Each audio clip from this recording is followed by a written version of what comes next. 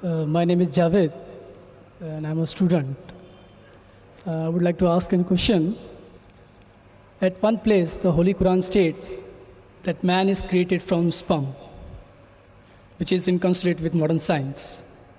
But at another place, it also states that man is made from dust. Now, isn't the Holy Quran contradicting itself? Or is it consistent with modern science? The brother posed the question that one place the Holy Quran says that human beings have been created from sperm, which conflicts with modern science. The other place, human being is created from dust.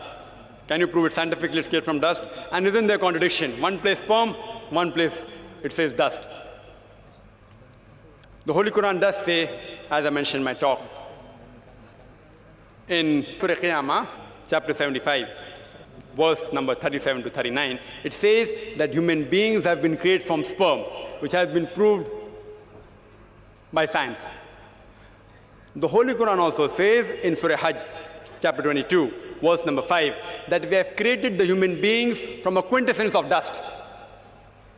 Today science tells us that all the elements that are there in the human body, they are present in lesser or greater quantity in the soil, in the earth. So the statement that human beings have been created from earth is scientifically proven. That whatever components are there in the human body, the constituent, the elements, they are present in the earth, in the soil, in lesser or greater proportion. The second part of the question, isn't it a contradiction? One place the Quran says man is created from sperm, one says from dust. Is it a contradiction? See, a contradiction is two statements which are conflicting with each other, which cannot take place simultaneously. The Quran does not only say man has been created from sperm and the other place from dust. It also says in Surah Furqan, chapter 25, verse 54, that man has been created from water. You will tell me there are three contradictions. See, science has proven that man has been created from dust, as well as from sperm, as well as from water. If I tell you in one statement that to make a cup of tea, I require water. In the second statement, I say to make a cup of tea, I require tea leaves or tea powder. It's not a contradiction. I require both. If I want to make sweet tea, I add sugar to it.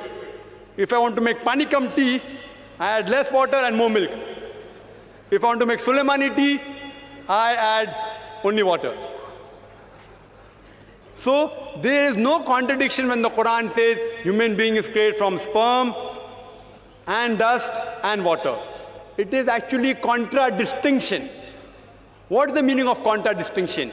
Contradistinction means speaking two or more things about a subject which are not conflicting with each other.